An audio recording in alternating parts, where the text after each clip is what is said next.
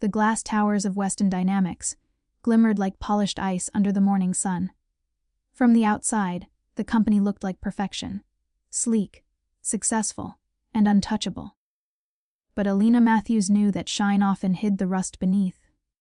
She paused at the front doors, taking a deep breath. Her reflection looked nothing like the woman the media called the Phantom Heiress. Gone were the diamond earrings and designer suits. In their place, a modest beige blouse, an old handbag, and shoes that had seen better days. Just another face in the crowd. Today, she wasn't Mrs. Alina Weston, wife of billionaire Alexander Weston, who was about to acquire this very company. Today, she was Alina Matthews, temporary administrative hire. Remember, love. Alexander had told her that morning, his voice steady but warm. I need the truth. Not the report they'll want me to see. I need to know what kind of people we're buying.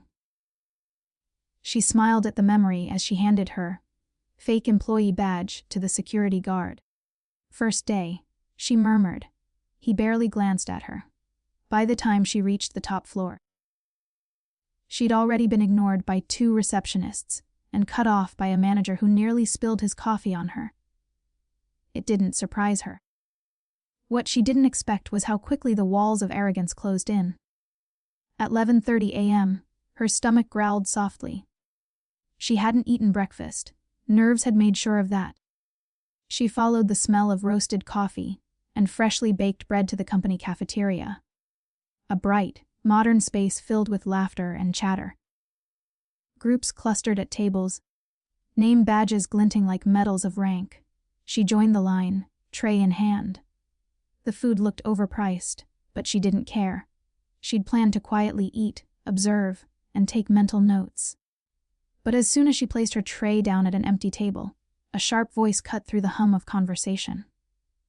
"Excuse me," someone said behind her, each word laced with disdain. Alina turned. A tall woman stood there, sleek ponytail, expensive heels, and a smile that didn't reach her eyes. The silver tag on her chest read Samantha Cole, Executive Assistant to CEO. "You can't afford to eat with us," Samantha said sweetly, her voice dripping venom. "This area's for executive staff." Alina blinked, unsure if she'd heard correctly.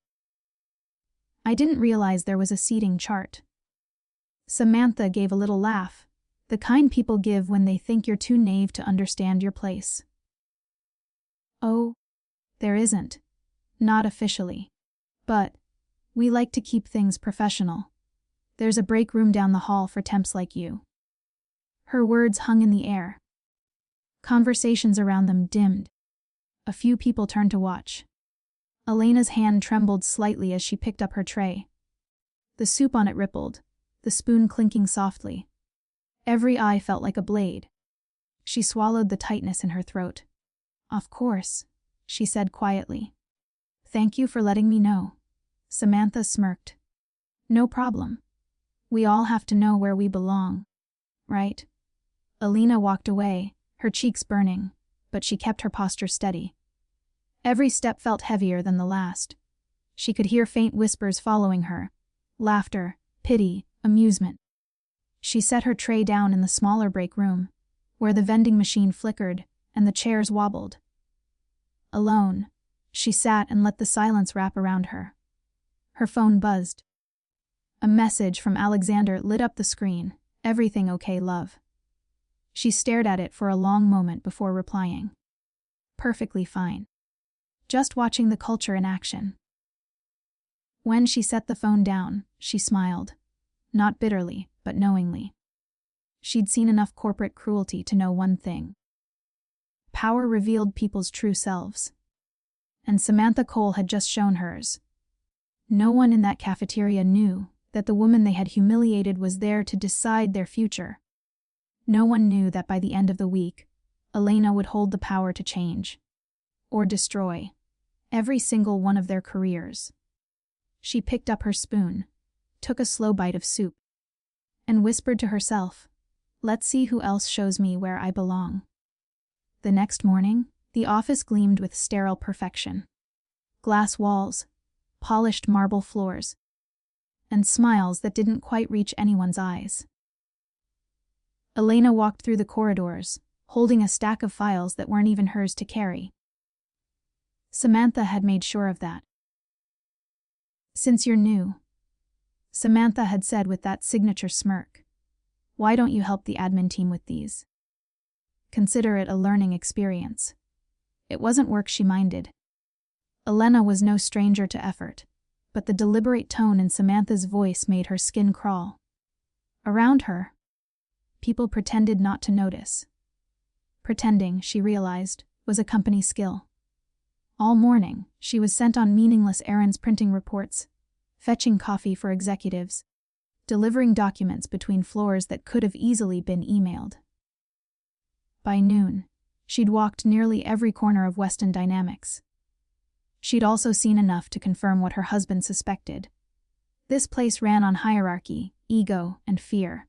Still, she kept her cover perfectly. She smiled when spoken to, thanked people who barely acknowledged her, and noted every little cruelty. The way one manager snapped at a janitor, the way another ignored a crying intern who'd made a mistake. She logged it all in her mind like evidence in a quiet trial.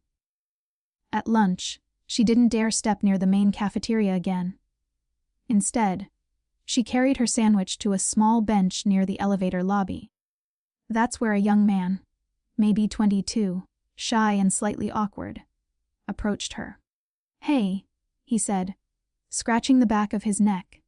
"You're the new admin, right?" "Elena." She nodded, surprised someone had bothered to remember her name. "Yes, and you are?" "Lim. Marketing intern." He gave a hesitant smile. "You, shouldn't take what Samantha said yesterday too personally. She does that to everyone. Even some senior managers avoid her." Elena smiled softly. "It's fine. Some people only know how to feel tall by standing on someone else." Liam's eyes widened a little at her calm tone. "That's a really good way to put it." He hesitated, then added, "Most people don't last long here. It's all about who you impress, not what you do. Then it's not a company." Elena murmured.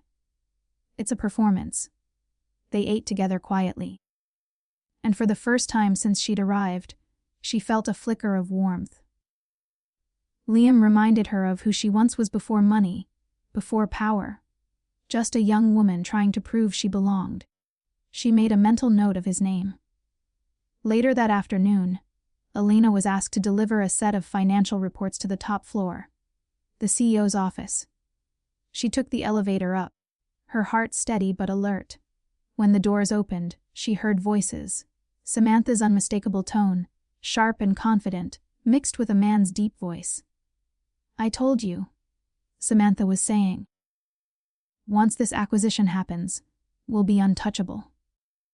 That's why I made sure Weston's rep sees exactly what I want them to see.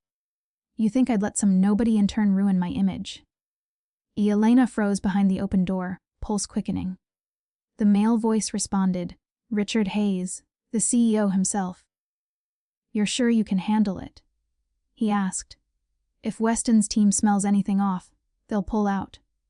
"Oh, please." Samantha laughed. "They're all business suits and smiles. The only thing they care about is profit. That's why I make sure everyone here listens to me. Richard, you wouldn't last a week without me managing your people." Her arrogance was breathtaking. Elena's jaw tightened, but she stayed still, absorbing every poisonous word. When Samantha's heels clicked away down the hall, Elena stepped forward and quietly placed the reports on Richard's desk. He looked up absently, not even glancing at her face. "Leave them there," he said, distracted. "Yes, sir," she replied, her voice even. As she walked back toward the elevator, she felt an unfamiliar mix of emotions: anger, disappointment, and something deeper, a quiet resolve. These people weren't just arrogant. They were corrupt. They had turned a place of innovation into a playground for the powerful.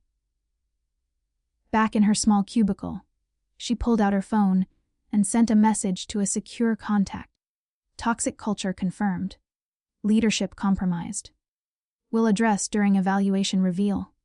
Her fingers trembled as she hit send. She stared out the window, the city below, glittering and indifferent, and whispered, "Tomorrow, the masks start falling." For the rest of the day, whispers followed her again, but this time, she didn't shrink from them. Each cruel remark was another line in the story she would soon rewrite. Because by the time the sun rose again, Alina Matthews would no longer be the invisible temp. She would be the reckoning they never saw coming. Morning sunlight spilled through the towering windows of Weston Dynamics, painting golden streaks across the glossy marble floor. But beneath the shimmer, tension brewed like an unseen storm. Today wasn't an ordinary day. It was the day of the evaluation meeting. Elena arrived early, dressed differently this time. Gone was her plain beige blouse and tired shoes. She wore a tailored ivory suit.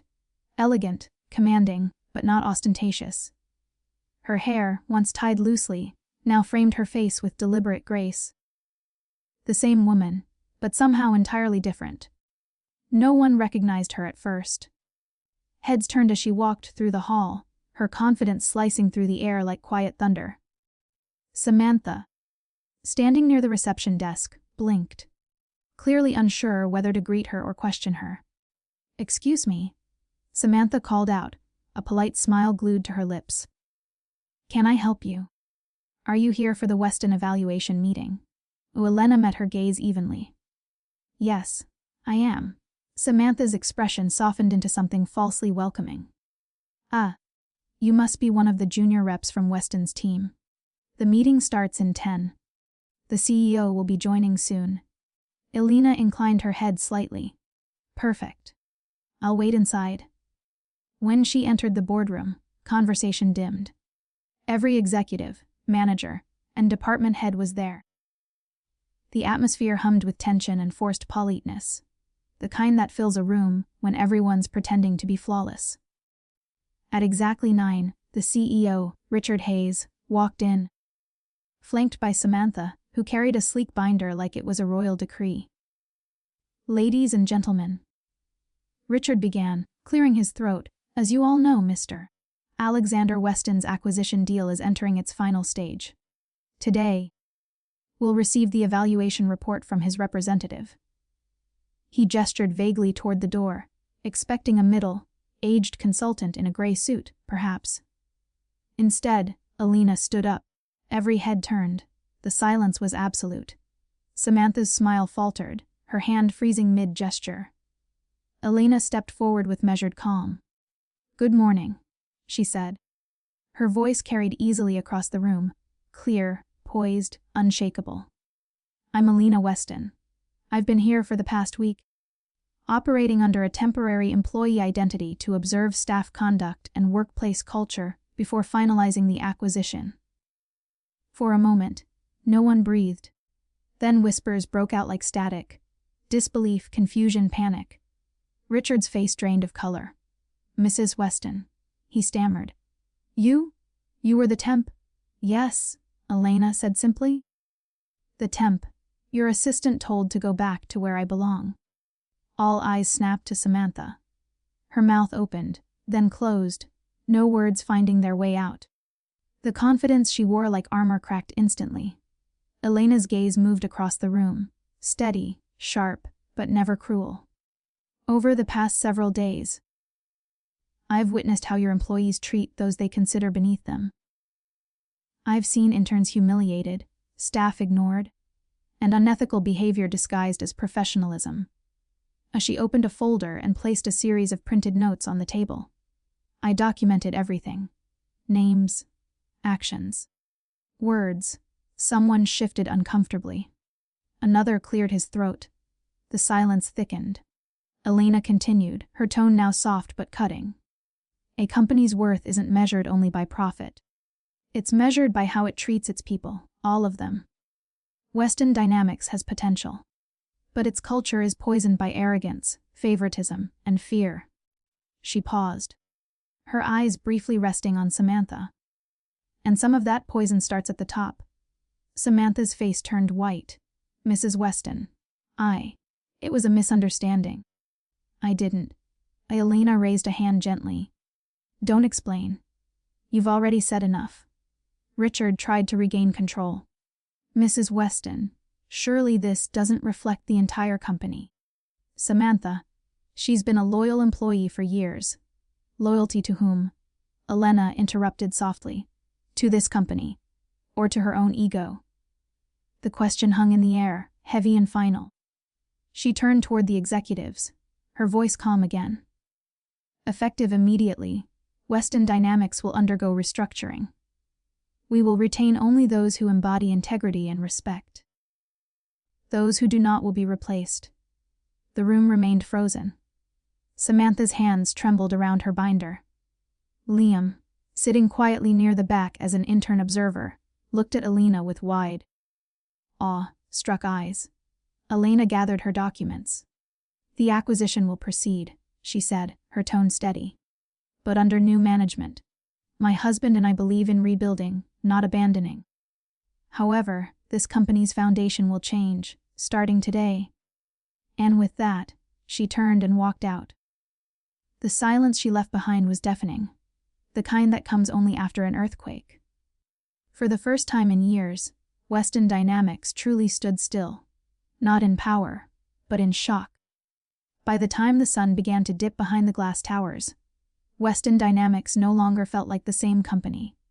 The air was heavy, not with arrogance, but with silence, humility, and a strange kind of awe.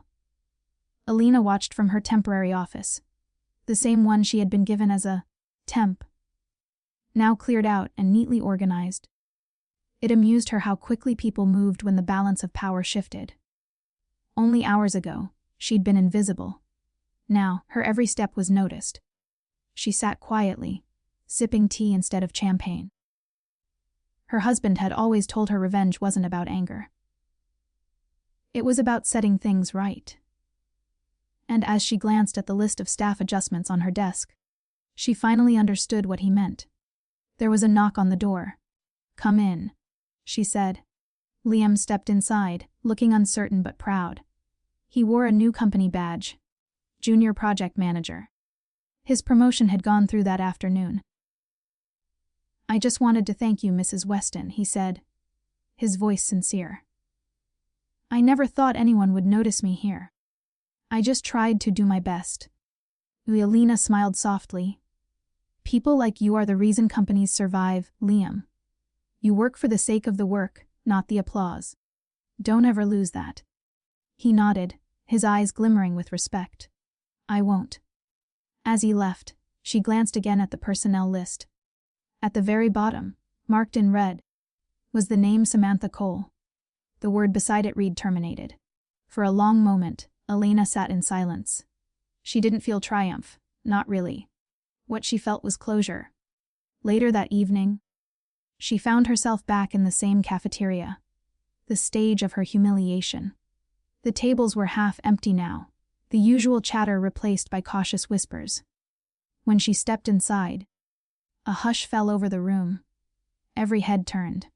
She wasn't wearing the ivory suit anymore, just a soft blue dress, simple and graceful. Yet there was something in her presence, now that demanded respect, not from wealth or power, but from truth revealed. As she walked toward the same table, where Samantha had once mocked her, people stood instinctively. Chairs scraped, conversation stopped. Some bowed their heads slightly, unsure whether to speak or stay silent. She smiled kindly. "Please, sit. I came here to have dinner, not a ceremony." A nervous laugh rippled through the room, easing the tension. The kitchen staff, who had always been kind to her, greeted her warmly. "Good evening, Mrs. Weston," one of them said. "Good evening," she replied. "And please, just Elena is fine." She took her seat, remembering how it had felt that first day. The sting of humiliation. The weight of unwanted attention, the whisper that she didn't belong. And now, in that same spot, the tables had quite literally turned. When Alexander arrived, his presence filled the room effortlessly. He crossed to her side, bent to kiss her temple, and whispered, "You've been busy." She chuckled softly. "Just cleaning house." He pulled out a chair and sat beside her, his gaze sweeping across the cafeteria. "You did exactly what I hoped you would. You showed them who you are, not with a title, but with grace." She leaned her chin on her hand. "Grace, maybe. But I'll admit, it felt good watching the truth come to light." He grinned. "You've always been my favorite kind of storm." They ate together quietly as the others watched, not out of fear, but respect.